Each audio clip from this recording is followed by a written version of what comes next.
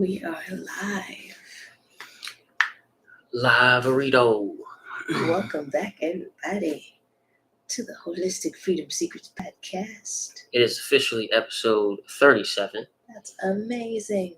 Episode 37. And I'm Coach Tenzi. I'm Coach Soul. We're holistic health coaches as well as freedom seekers. We run Ufuluchild. And Ufulu means freedom. So everything that we talk about makes you free. Just kidding. Everything that we talk about relates to the concept and reality of freedom and your own inherent infinite value as a human being. So welcome to the podcast. It follows our 5-prong healing system that coincides with the 5 days of the week in order and consists of the concepts of be, cleanse, fuel, move, and shine. Today is Tuesday, so it's cleanse day. Yes, and speaking of cleanse day, you might have seen me on YouTube putting on some whole body butter. I am making a new batch, and this has been one of the best ways that I've been cleansing. Mm-hmm. And I'm just so grateful that I came across it and that life brought me through all the changes and challenges in order to come to make it. So, yeah. Let me see. Today we're talking about... We're going to sprinkle a little water wisdom on you guys today. Little water wisdom. That's cool. Pretty much all things water, because for some reason, a lot of people don't really pay attention to how important water is in their life. Yeah. And there's a lot that we can improve on when it comes to water, how we use it, how we think about it. And all of these things are very important. So we're going to talk about all things water wisdom, quality, consumption, conscious choices, even a little bit of the spiritual significance of water at the end. So let's go ahead and dive right in. First, you got to understand water quality. Okay. Why though? I mean, because some people grew up drinking water out the hose, out the tap water and the sink, Why is water quality important? And before we get into that, maybe let's tell a story about why, how it became important in our lives so that we can tie it all back in. Absolutely. Well, if you guys do know and remember, if you've been following this podcast, you'll know that our health and wellness journey started out with Tensi's mom's diagnosis of cancer. Mm-hmm. And although we were already, pretty keen on the differences in water quality, we knew that high quality water was more expensive, so we didn't really care like that at the moment. And when we were faced with the possibility of Tensi's mom, basically dying a very early death due to cancer, and we dove headfirst into lots and lots of research in regard to health and wellness, as well as how to combat this thing called cancer, we came across the information that today's tap water is not yesterday's tap water, and today's water filtration systems, as well as the regulations from the FDA and the CDC and all of these entities, are not yesterday's regulations. It's just a different day, a different time, and just as quickly as inflation has gone up, quality of water that reaches your house and apartment has gone down. Yeah. And something for me, I avoided water like the plague growing up. It tasted so bad to me that I would drink everything but water. I would drink tea instead. People ask me if I would want water, and I'd be like, no, thank you. At the restaurant, right? When they always ask you if you want water, I would go to soda. I would go to sugary drinks and, juice, anything but water, because I didn't like how it tasted. And even though I didn't even notice whether or not I felt better after drinking it, because I barely drank any, and I would always drink it with my meals. Hmm. So it would just kind of be like this side thing if I did drink it. That's like, it's this healthy thing. I don't want it. Um, Right. We were and very addicted to sugar. yes, I It's the long was. short of it. And the one of the big things that I came across is, well, one, the big scare, health scares tend to always shake you up and get you in the state of, oh my gosh, this is like for real. Like this is like literally do or die.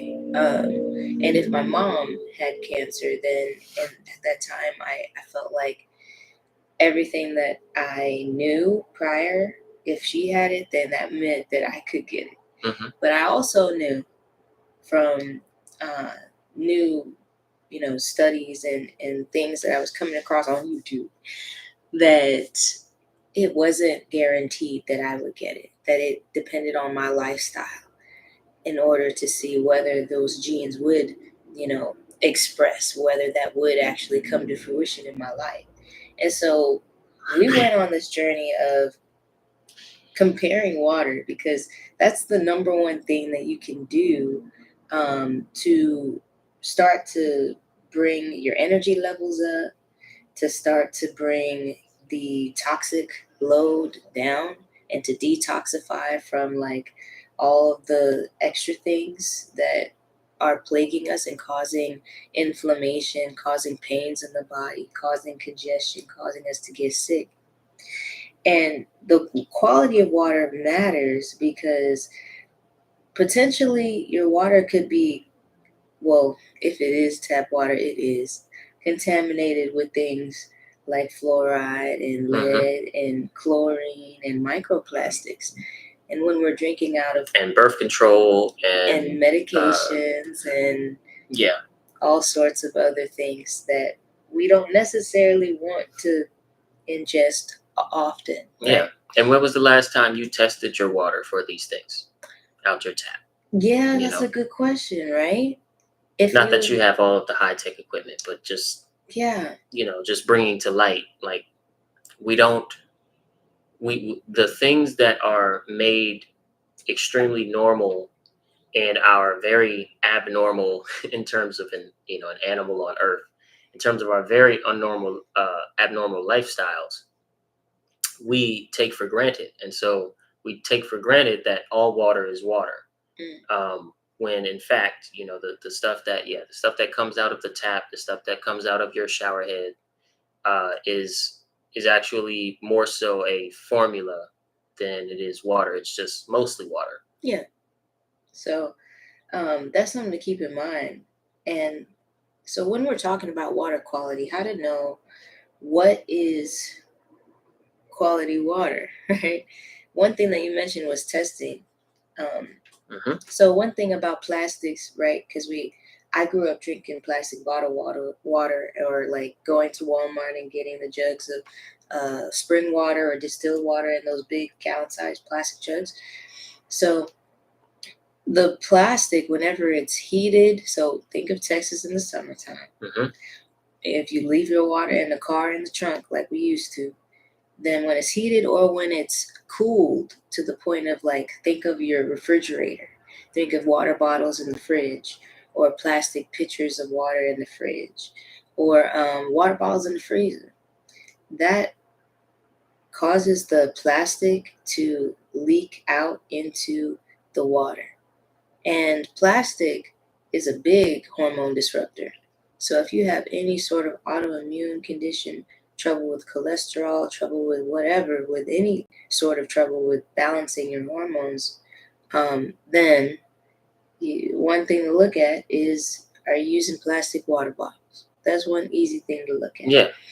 Yeah. Also, with the high temperature changes, like she said, if you putting your water bottles in the freezer and letting them freeze and then drinking it, stuff like that, or it's out in the hot sun for a very long time, like in your car, and the car is super hot, days and days, and then you finally get to, oh yeah, I got this water bottle in here, and you take it out, you put it in the fridge, and it cools back down, and then you drink it. You're drinking a lot of microplastics. Aside from the temperature changes, there's also just the quality of the plastic itself. These water bottles that we buy, the plastic ones, they sit in warehouse for a very, very, very long time, right? The manufacturer's warehouse before it gets shipped out, then they sit in the like shipping area for a long time in a different warehouse, and then they sit in the back of the store for a very, very long time. It doesn't make it to the shelf for super duper long because water has infinite shelf life. And so basically, water is sitting in super low quality plastic for extremely long time. And water itself, H2O, has property has it eats away at things, right? It takes into it all the stuff. Yeah, it dissolves a whole lot of things very easily and eats away at things like very hard things like rocks and natural metals and things like that. You have water running over it for a very long time, the shape of it will change, right? Especially rock. So it being in these very, very low quality plastic bottles for such a long time is a danger in and of itself. So we definitely suggest more so going to glass or metal bottles than plastic. Yeah, and with glass, obviously a thicker glass, right? Metal, stainless steel, not aluminum. Because too, if you got your water bottle from the dollar store like we used to, especially when the budget was tight, sometimes you would have to really look closely to make sure that the metal is also not lined with these chemicals like BPA. And now, I mean, there's those labels that say it's BPA free sometimes, which you always look out for. But on the other hand, there might be BHA, which they don't put on the labels anymore. If you can steer the glass, and one easy way is to one time get a $2 or $3 bottle of water that's in glass at a grocery store, and then refill that with properly filtered water. And we're supposed to talk about in the last section what's properly filtered. So there's a couple different ways to filter water. One of them is you look for alkaline water, and you can kind of go to places like Water Tree, or just keep going to the grocery store and getting big, huge bottles of alkaline water, especially if you can find those in alternative um, material instead of plastic. But even if you find it in plastic, you're going to transfer it out of the plastic as soon as you get it. So alkaline is one thing. That's where minerals are introduced, and the filtration system is in such a way that the pH of the water rises. Above 9 is optimal. Somewhere between, I would say, if because some waters are like 7.5. Your body is naturally alkaline, like slightly though. So around 7 ish is the body's optimal alkalinity.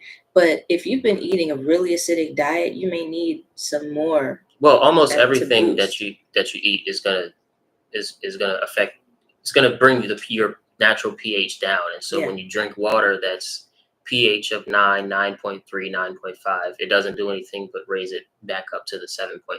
And your body's going to regulate your pH. You're not going to drink too much alkaline water and then be too alkaline. It's not going to happen. If you're eating, it's not going to happen. Your body's going to regulate what's going on. You're going to pee out what you don't need. Yeah. Your body needs to be mostly alkaline. The only thing that doesn't need to be is your stomach. And as long as you're not drinking water with your meals and you're drinking it at least 30 minutes before a meal, then it will absorb into your bloodstream and get to the other organs where they need to be alkaline. I thought it was at least 10 minutes before the meal. I've heard 10 minutes, and I've said it for a long time. And then, depending on some people, with their eating habits, it's safer to say 30 minutes, but do what you gotta do, Coach Tensi can be quite extreme with what she says sometimes, and she does not follow these these guidelines. I do sometimes. You don't. I do. Oh my god. You do not. Anyway, well, I said sometimes, so we'll say 10 to 30 minutes. Thank you. To be safe, okay, and that's before meals, right? Yeah. short little argument there. No, I'm kidding. But anyway, there's also reverse osmosis, which you can get a reverse osmosis um, attached to your sink, a reverse osmosis filter attached to your sink, whether you're in an apartment or a house, and it will make, whatever's coming out of your sink faucet reverse osmosis filtered water, which is, I don't know all of the workings of the science. I used to, like 5-6 years ago when we were looking into this stuff. I have since forgotten and don't want to misspeak about it, but it's also very good and just as reasonable as alkaline water. Yeah, one thing I will say is you're gonna definitely want to look at the quality of this filter because it needs to have a certain level of stages of filtration. It needs to Mhm. filter out heavy metals. It needs to filter out things like fluoride, chlorine, because fluoride studies have now shown that it attacks and deteriorates your nerve cells, and it causes brain deterioration. So Yep, your neurons. Yep. Alzheimer's, all of that. So we don't want any memory problems down the line. We don't want the dementia. We don't. So one filter that is super affordable, okay, you can get it for under $40, is 40 the bucks. box. Yeah, $40 is the zero filter. Zero water filter. Yes, zero water filter. And oftentimes it also comes with its little water testing like thing, so that you can put it in the water and you can see how many contaminants per, I don't remember the unit that they use, but you can see how much your water is contaminated or not. And they walk you through like how to know for sure if it's a not just safe but a healthy level, right? And it cuts all of the contaminants for you, which is great. Yeah. And one thing, so zero water filter, I would highly recommend that you, if you can, have you a two Filter system. Yeah. Mhm. So, and this will also help you save money long run. So you're gonna need to invest about $80, okay, max, for this two filter system. You get Most you likely. something on your sink, zero water filter. You can put it on the Out. sink, and then you pour from the zero water, the filtered part, into a filter pitcher. Yes. And then you pour from the filter pitcher into your glass, into your plants, into your meal, your cooking, Your tea, cooking or your whatever. whatever. Yeah. Yeah, wash your veggies with the zero water filter. You can, but when you're drinking it, when you're preparing food and tea and food and drinks, then the alkaline, the second filter. Yeah. Yep. So we got to move on to talk about hydration and water bottle size. There's two ways to keep track of how much water you're drinking that we recommend. One of which is like your body weight method, and the other is just splitting the day into 4 quarters. So splitting your average 16-hour day into four periods of 4 hours, and drinking a certain amount of water in those 4 hour periods. Every 4 hours, you have so much water. And both of these ways are quite good. One of them you just keep track throughout the day. The other one you keep track every 4 hours. And if you use the proper water bottle size for your method of doing things, then you're golden. You won't have to think about it too much outside of the first maybe 20 days of doing it. So if you want to explain the body weight one, because you're more informed on that. So one, here's a big thing to highlight. I, for the longest time, had no idea that if I just drank water, like go, trying to chug it all down and get all my water in a short span of time, like say an hour or two, trying to get all my water in, it would not work because I found that it was just passing through me. Like I would have to pee every so quickly and frequently that it was like, is this even? helping? Is this even helping anything? My lips are still dry. Like, what's going on?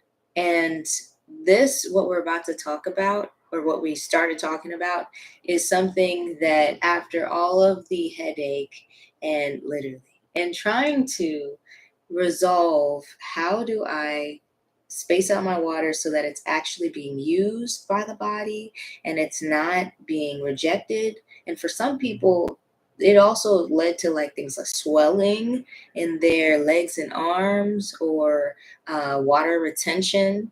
And so we want to avoid all of that by spacing it out and consistently throughout the day drinking water. Like a good thing to keep in mind with the what you were mentioning is first you need to know how much water you need to drink. So with the body weight method, that's basically you want to have in a given day at minimum at least half your body weight in ounces of water.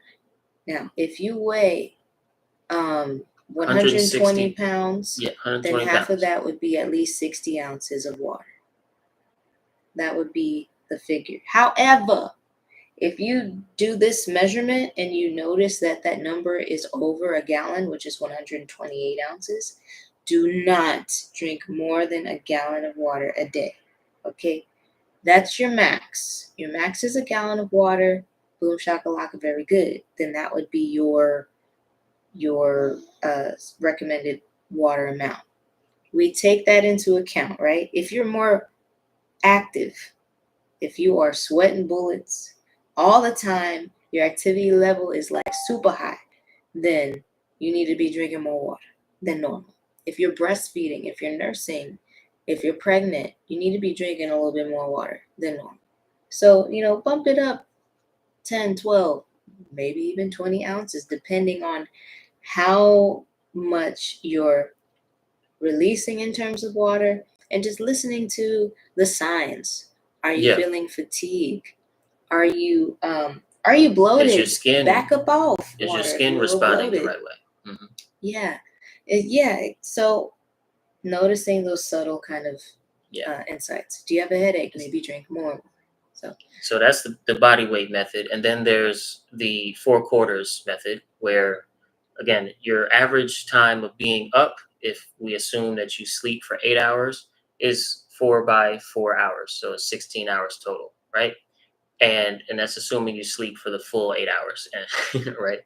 But basically, in the first quarter, you want to get a certain amount of water that adds up, when multiplied by 4 to your goal. And so if your goal is exactly 1 gallon, 128, then that divided by 4, which, what is that? That's 32. Is it 32? Yeah. Okay. 32 ounces every 4 hours. So every 2 hours, 16 ounces. So every 1 hour, 8 ounces, right? And drinking 8 ounces of water every hour is not necessarily just going to make it just go straight through all the time. Yeah, no, it's going to absorb at a good pace, y'all. Yeah. That's a good pace. And a good holistic home remedy for making the water as making your drinking habits as useful as possible is get a little bit of Celtic salt on the edge of your finger.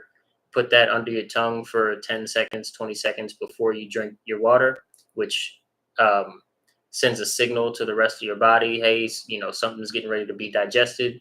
Then go ahead and drink your 8 ounces of water for that 1 hour, and your body will use all of that water, not only distributing the salt, but also the water content to all of your cells and get into the nooks and crannies and make you less achy, all of that stuff. Yeah. And it can be Himalayan sea salt too. Yeah, Himalayan sea salt or Celtic salt are the best. Yeah. Or that real salt, whatever. You find it at Walmart or your local grocery store. Lastly, in this section, the water bottle sizes. Size does matter. Sorry, guys. Size does matter. Just kidding.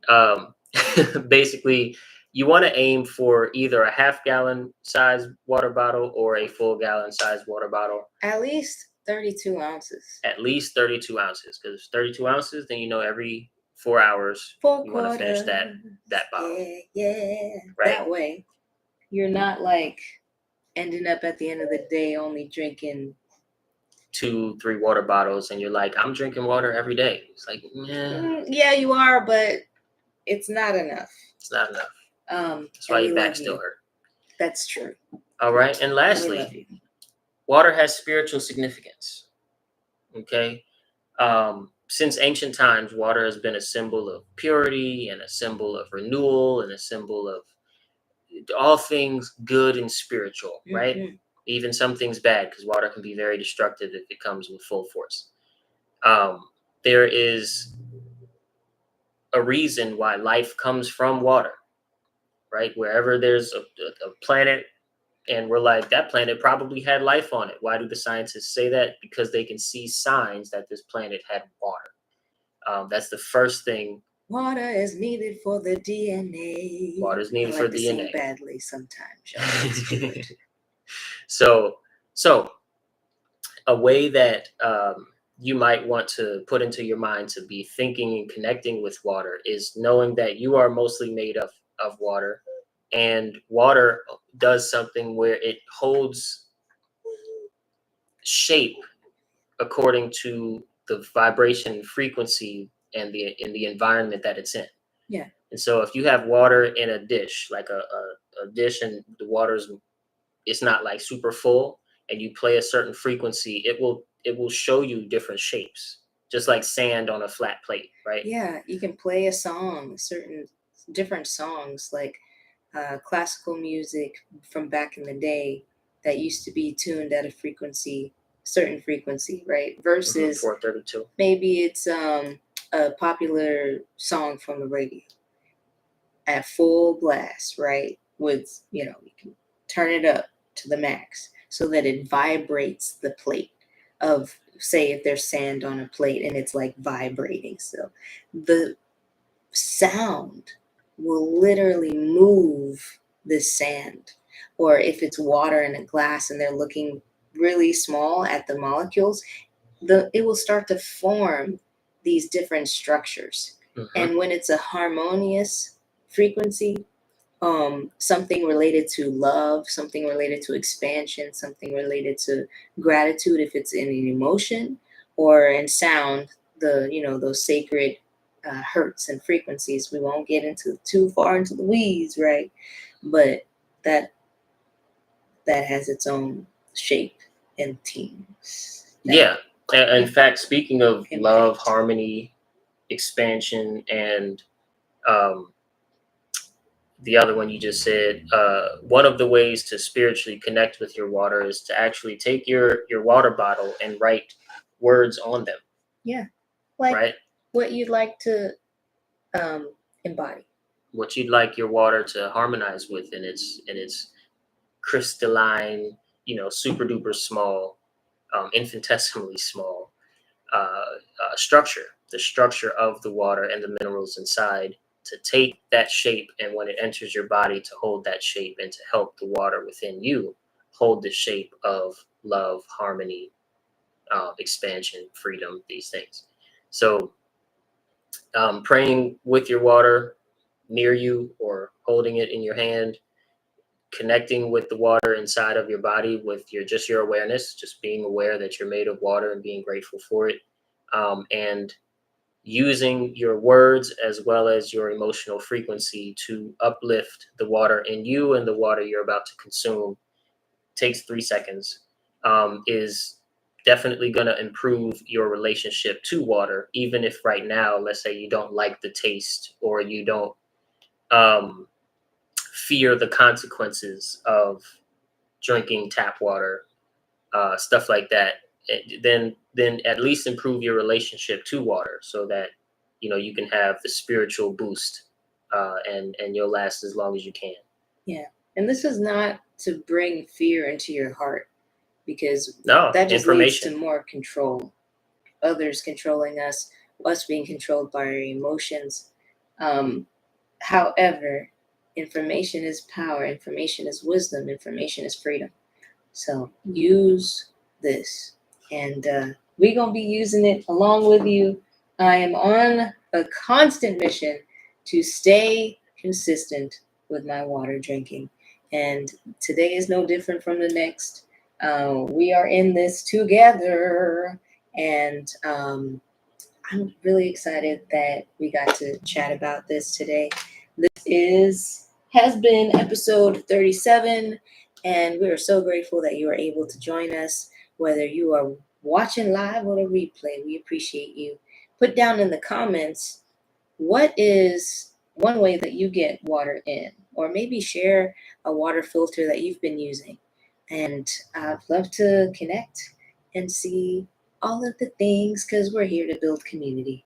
Also, on Instagram and Facebook, check the links in our bio. And for YouTube, check the link in the description of this video if you want to check out some coaching opportunities. Yes. We'll see you guys in the next one. Take it Same care, time, loves. same place tomorrow.